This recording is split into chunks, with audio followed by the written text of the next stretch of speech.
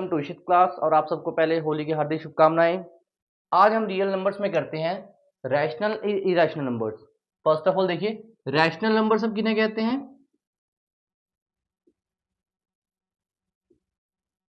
कोई भी नंबर जिसे हम p बाई क्यू की फॉर्म में लिख सकते हो और q क्या ना हो, जीरो ना हो, मीन्स डिनोमिनेटर उसका जीरो ना हो। जैसे एग्जांपल के लिए 4/3, यहां इसे हम p बाई क्यू के फॉर्म में लिख सकते हैं। p हमारा है 4 एंड q 3 है और डिनोमिनेटर क्या है, 3 है, जो जीरो के इक्वल नहीं है, तो हम यहां लिखते हैं this is not equal to zero. 2/5, यहां भी क्या है, q जीरो नहीं है। 0/1, ये भी एक रैशनल नंबर है। रीजन क्या है, यहां तो p आपका जीरो है और q क्या है, 1 है, तो इसे हम p बाई क्यू की फॉर्म में लिख लेते हैं। और दूसरा क्या है, q जो है वो जीरो नहीं है, तो ये भी एक रैशनल नंबर है। बट अगर किसी का डिनोमिनेटर जीरो हो तो वो रैशनल नंबर नहीं होता। जैसे देखिए 1/0, तो यहां पर आपका p1 है, q है जीरो, तो ये एक रैशनल नंबर नहीं है। तो इस तरह के जो रैशनल नंबर नहीं होते वो क्या होंगे, इरेशनल। जरूरी नहीं है सारे हो, बट कुछ इरेशनल नंबर्स होते हैं। अब देखिए, रैशनल नंबर्स जो होते हैं, जैसे 4/2, या तो वो टर्मिनेट होते हैं प्लेस पर या तो नहीं होते हैं। जैसे 2/4, इसे हम टर्मिनेट कर सकते हैं, ये हो जाता है 2 पर।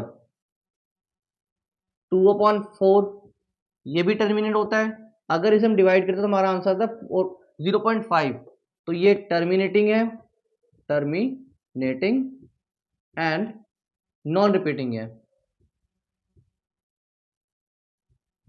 Non repeating. दूसरा 1/3, इसे हम डिवाइड करें तो हमारा आंसर आता है 0.3333 एंड सो ऑन, चलता रहता है ये। तो पहली बात तो क्या टर्म क्या है, नॉन टर्मिनेटिंग, या इसका टर्मिनेशन नहीं हो रहा ये। और दूसरा क्या है, रिपीटेड हो रहा है बार बार, नॉन टर्मिनेटिंग और रिपीटिंग। रिपीटिंग या रीअकरिंग नंबर भी कह सकते हैं इसे हम। बट जो इरेशनल नंबर होता है, इरेशनल नंबर, वो नॉन टर्मिनेटिंग भी होता है और नॉन रिपीटिंग भी होता है। रिपीटिंग नहीं, नॉन रिपीटिंग होता है कि नंबर इसके जैसे देखिए नंबर ये रिपीट हो रहे हैं, और एक रैशनल नंबर जो है वो किसी ना किसी प्लेस पे जाकर रिपीट हो रहा होता है अगर वो नॉन टर्मिनेटिंग है तो। बट एक इरेशनल नंबर जो होता है वो नॉन टर्मिनेटिंग भी होता है, मींस उसका एंड भी नहीं हो रहा। दूसरा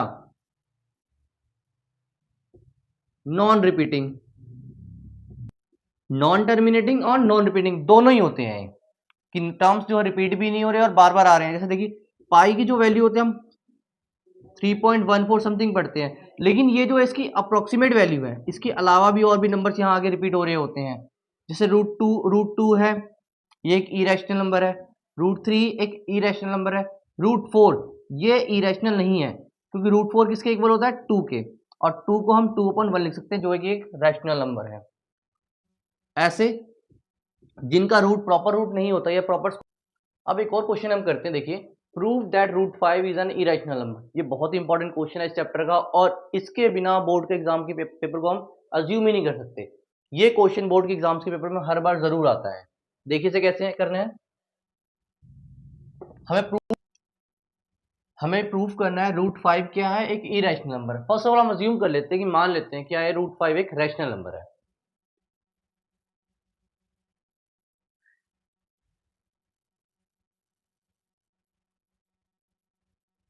√5 is an rational number, is a rational number, rational number। अगर ये रैशनल नंबर है तो हम एक रैशनल नंबर को p बाई क्यू की फॉर्म में लिख सकते हैं। तो let √5 is equal to a/b। A B क्या है, they are coprime numbers. a and b are coprime number.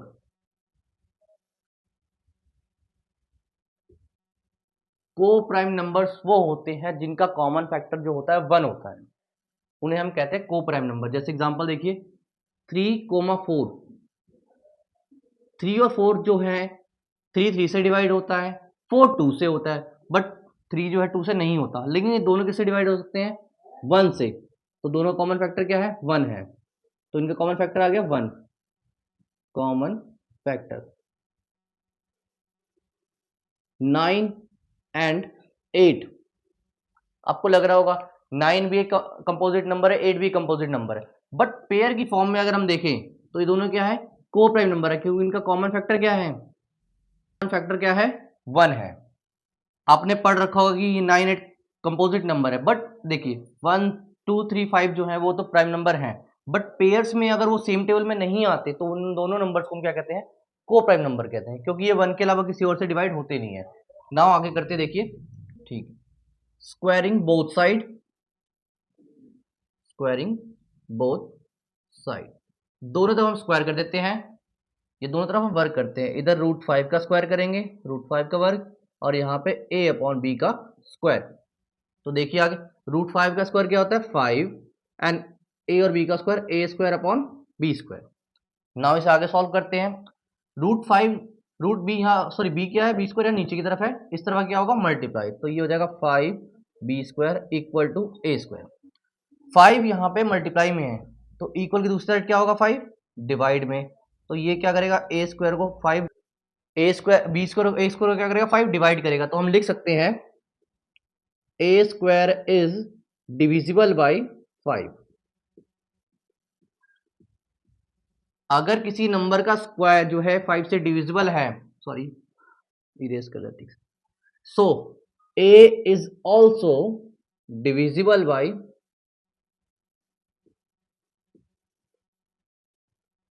ये हम लिख सकते हैं, ठीक है।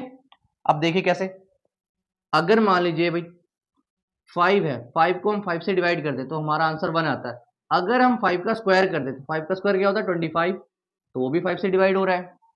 तो इसी तरीके से देखिए, किसी नंबर का अगर स्क्वायर किसी से डिवाइड होता है, किसी प्राइम नंबर से, तो वो नंबर भी उससे डिवाइड होता है। नाउ लेट a = 5c, हम क्या अज्यूम कर लेते हैं कि a = क्या है? 5c है, where c is an integer. Now squaring both side,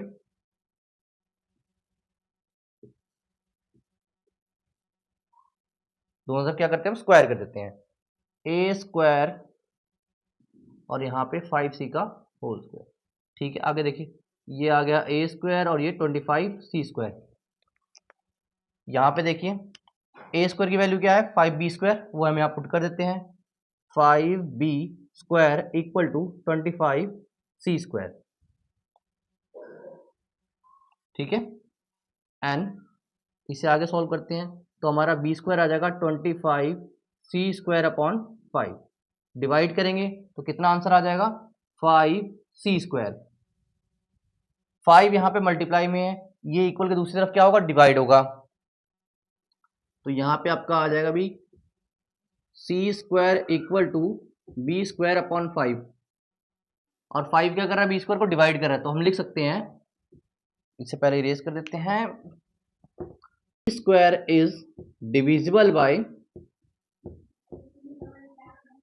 5।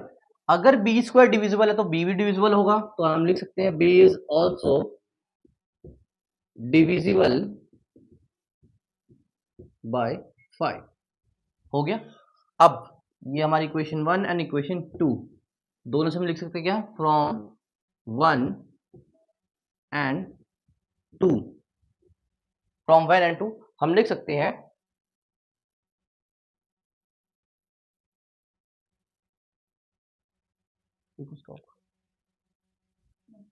a and b having common factor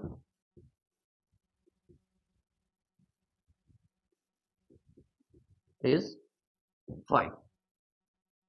क्या है? a और b का कॉमन फैक्टर 5 है, और हमने अभी थोड़ी देर पहले पढ़ा, इसको स्टार्ट में क्या लिखा था हमने? देखिए, a and b are coprime number, अगर वो को प्राइम नंबर है तो उसका 1 के अलावा कोई और फैक्टर हो नहीं सकता, मतलब हमारा assumption क्या है?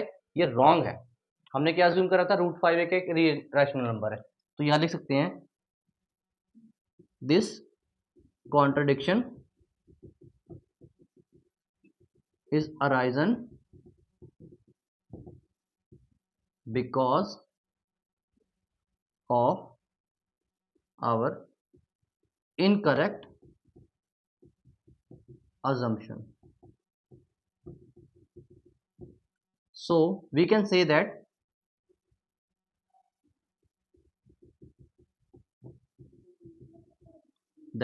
root 5 is an irrational number. आपको आपके टीचर्स वगैरह ने भी अलग तरह के स्टेटमेंट अगर लिखवा रखी है तो आप वो स्टेटमेंट भी यहाँ लिख सकते हैं। इस तरीके से हम प्रूफ कर सकते हैं कि रूट 5 क्या है, एक इरेशनल नंबर है। रूट 2 हो उसे भी इस तरीके से लिख सकते हैं आप, यहाँ इनकी वैल्यूज पुट करिए, जैसे 5 का स्क्वायर 25 आ गया, देन रूट 5 का 5 आया तो आप रूट 2 सॉल्व करेंगे तो यहाँ 2 आएगा, फिर यहाँ 2 पुट करिएगा 2 का स्क्वायर, ठीक है। इस तरीके से आप रूट के नंबर्स को सॉल्व कर सकते हैं, कोई भी रूट वाला। और ये 3 नंबर का क्वेश्चन बोर्ड के एग्जाम में जरूर आता है। इसके अलावा एक कई कुछ नए नए क्वेश्चन भी आते हैं, मैं आपको एक और वो क्वेश्चन भी करा देता हूँ, देख लीजिए जरा। आइए एक और क्वेश्चन करके देखिए। Prove that 3 + 2 root 5 is an irrational number. अभी हमने प्रूव करा कि रूट 5 क्या है, कि इरेशनल नंबर है। तो आपको सिर्फ रूट 5 सॉल्व करके दिखाना है पूरी तरीके से। उसके बाद आपने जो एंड में स्टेटमेंट लिखी थी, this contradiction is arisen because of our incorrect assumption, ठीक है। देन हमने लिखा था we can say that, so we can से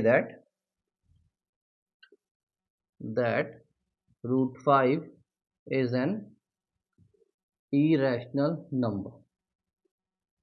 पूरा सॉल्व करने के बाद आपको ए टू जेड तक यहाँ पे स्टेटमेंट लिखने का क्या करना है, आपको ये लाइन पूरी लिख देनी है। Because 3 + 2 root 5 is also an irrational number। irrational number, देखिए अगर कोई irrational नंबर है तो उस irrational नंबर के कुछ मल्टीप्लाई हो तो वो क्या होता है, वो भी irrational ही होता है। कुछ प्लस हो रहा हो तो वो भी irrational होता है।